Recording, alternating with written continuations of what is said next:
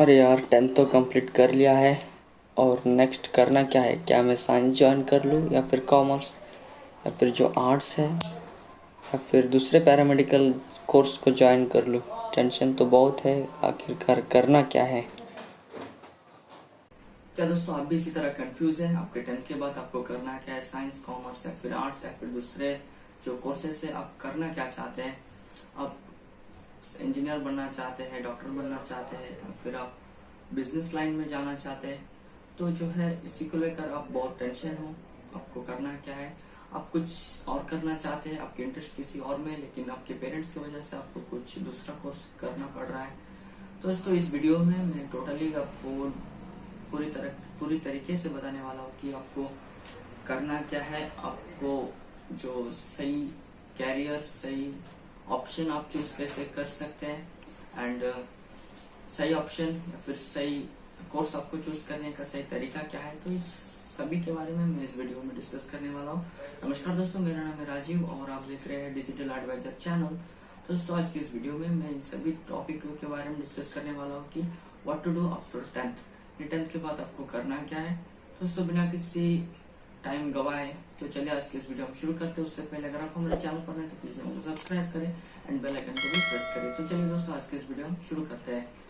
दोस्तों 10th जो है जिसे हम most confusing cross road of your career भी कह सकते हैं, यानी इसमें जो है बहुत ही कंफ्यूजन होता है कि मुझे फ्यूचर में करना क्या है।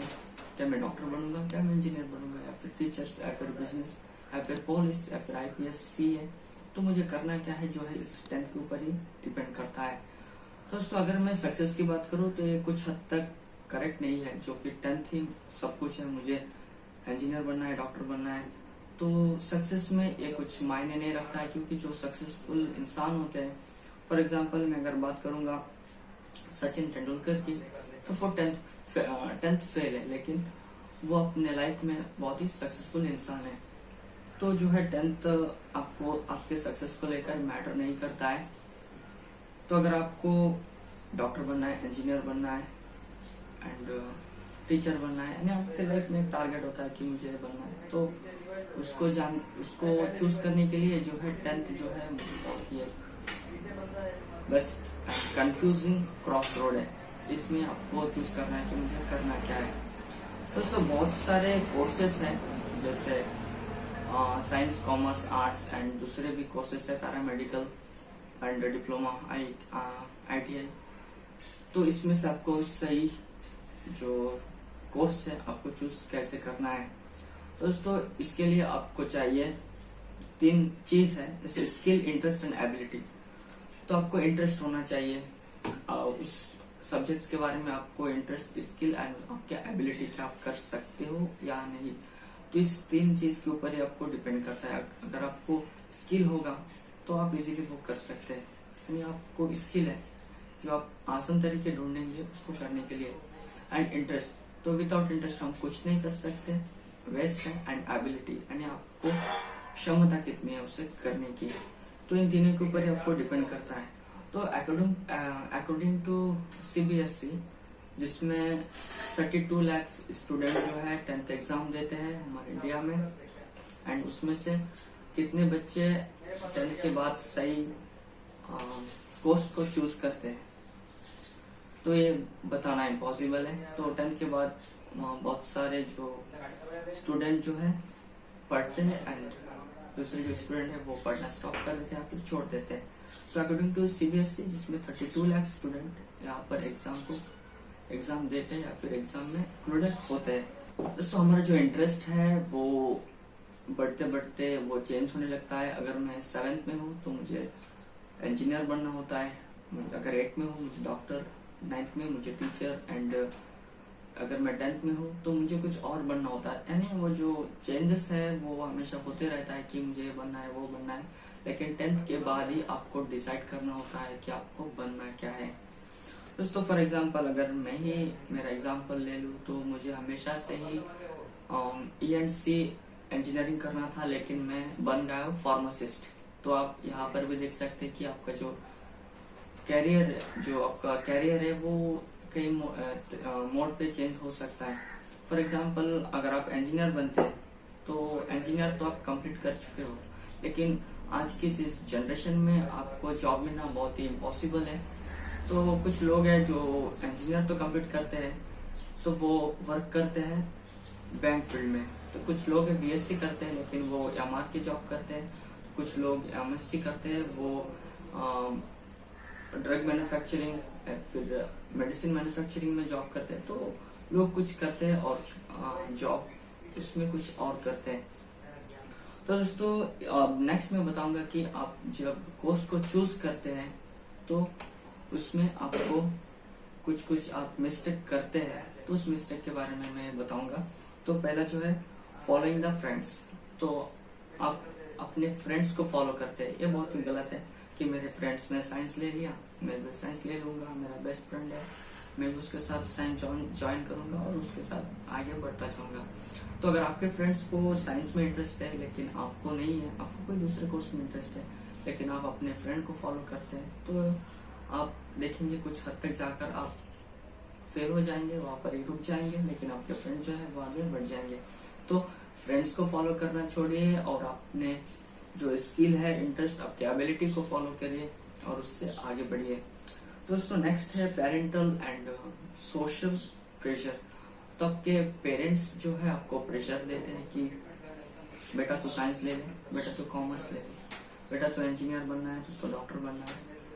या फिर आपके जो रिलेटिव्स है, आपके जो सोशल प्रेशर, आपके घर के आजू बाजू आपके रिलेटिव्स, वो आपको प्रेशर देते हैं बेटा तुम्हारा अच्छा परसेंटेज आ गया है, तुम साइंस ले लो, तुम डॉक्टर बन जाओ।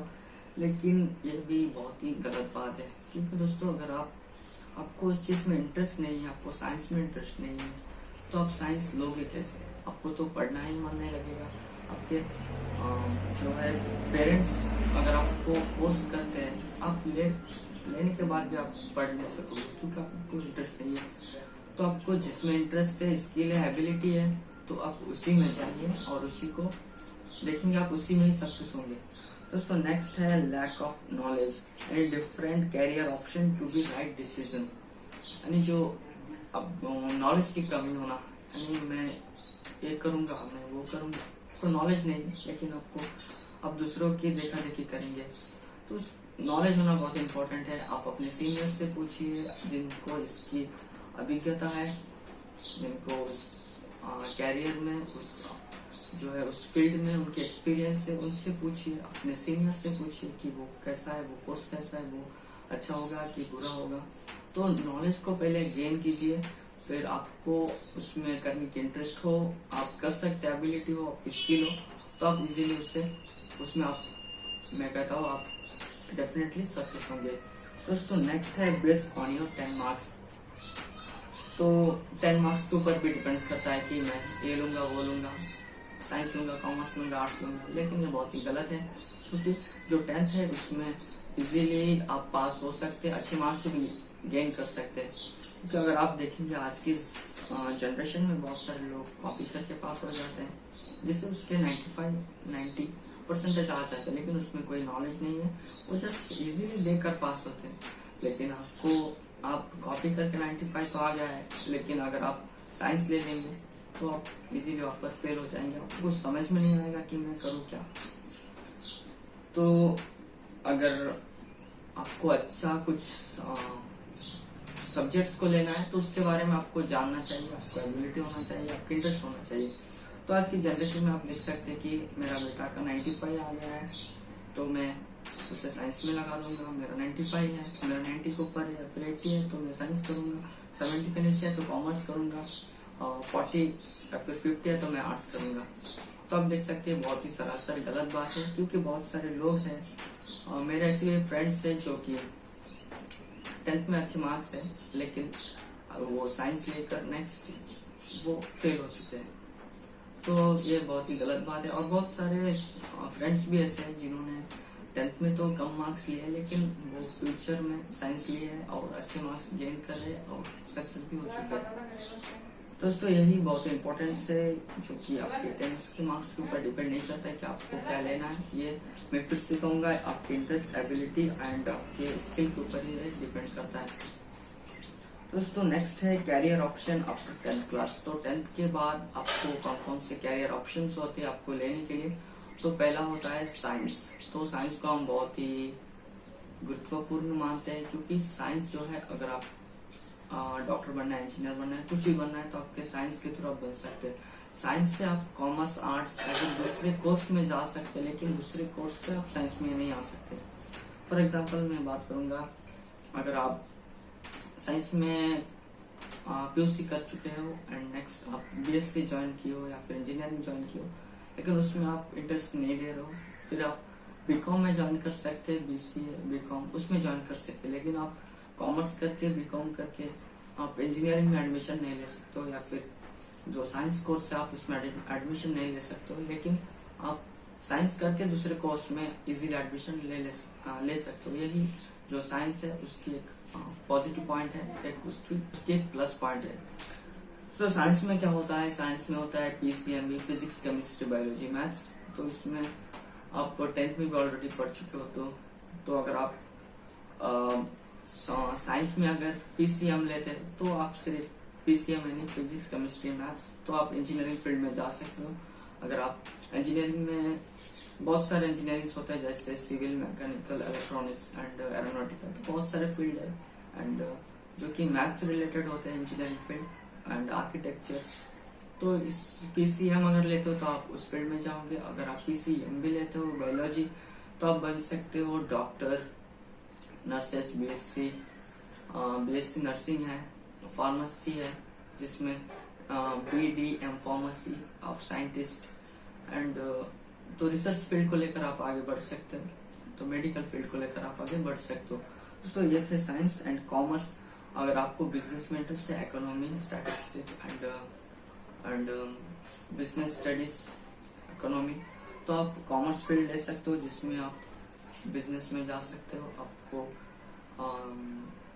इकोनॉमी एंड स्टैटिस्टिक एंड आप टीचिंग फील्ड में भी इजीली जा सकते हो, जिसमें सीए एंड टीचिंग फील्ड के छोड़कर आप सीए एंड बैंकिंग, ऐसे बहुत सारे कोर्स है, एमकॉम है, एमबीए आप इजीली कर सकते हो। नेक्स्ट है आर्ट्स, जिसे हम ह्यूमैनिटीज कहते हैं, तो जिसमें journalism and history, psychology and design, languaging and arts teacher भी आप इजीली बन सकते हो। तो आर्ट्स में जो है आप आर्ट्स लेकर आप tehsildar and teacher, police, IAS, IPS, तो आप इजीली इन सभी को इजीली आप कर सकते हो। तो दोस्तों नेक्स्ट है जो PCMB, PCB, PUC, commerce, arts, इन सभी को छोड़कर और बहुत सारे कोर्सेस हैं आपके इस 10th के बाद, जो कि बहुत कम लोग ही जानते हैं। जैसे पॉलिटेक्निक्स, जिसे हम डिप्लोमा कहते हैं, जिसमें 3 साल की कोर्स होती है, जिसे हम जूनियर इंजीनियरिंग भी कहते हैं। तो इस कोर्स को करने के बाद आप लैटरल एंट्री के जरिए आप दूसरे इंजीनियरिंग कोर्स में भी इजीली आप एडमिशन ले सकते हैं। तो पॉलिटेक्निक्स में आपको जैसे mechanical engineering, ENC and civil, computer science, ऐसे बहुत सारे इंजीनियरिंग होते हैं जो कि जूनियर इंजीनियर हम कहते हैं इन डिप्लोमा। तो 3 साल की कोर्स होती है, आप उसे 10th के बाद कर सकते हैं। एंड नेक्स्ट है आईटीआई, आईआईटी नहीं आईटीआई, तो जिसमें आपको आप इंडस्ट्री में वर्क कर सकते हैं। जैसे आप इसमें फिटर होता है, वेल्डिंग होता है, इलेक्ट्रिशियन होता है। तो यह भी एक 10th के बाद कोर्स है जो कि बहुत सारे लोग आज करते हैं, क्योंकि जो बहुत सारे इंडस्ट्री अवेलेबल है, तो उसमें आईटीआई की बहुत डिमांड है। नेक्स्ट है पैरामेडिकल, तो पैरामेडिकल यानी जिसमें डीएमएलटी कोर्स से आप लैब टेक्नीशियन बन सकते हैं 10th के बाद। वो 2 साल का कोर्स होता है, जिसके बाद आप लैब टेक्नीशियन बन सकते हैं। नेक्स्ट है शॉर्ट टर्म कोर्स, जिसमें टैली एंड ग्राफिक्स होती है। तो शॉर्ट टर्म कोर्स ऐसे 6 महीना 1 साल की कोर्स होती है, आप उससे इजीली करके दूसरे कंपनी में आप ज्वाइन हो सकते हैं, आपको इजीली जॉब मिल जाता है। तो दोस्तों ये थे कई सारे कोर्स 10th के बाद आपको कौन सा एबिलिटी आप कर सकते हैं। तो दोस्तों आज की इस वीडियो में हमने डिस्कस किया कि आपको कौन सा कोर्स आपको कैसे चूज करना चाहिए, आप कैसे कर सकते हैं। दोस्तों उम्मीद करता हूँ कि आज की इस वीडियो आपको पसंद आया होगा। वीडियो पसंद आए तो लाइक करें, चैनल पर नहीं तो प्लीज चैनल को सब्सक्राइब करें। Thanks for watching.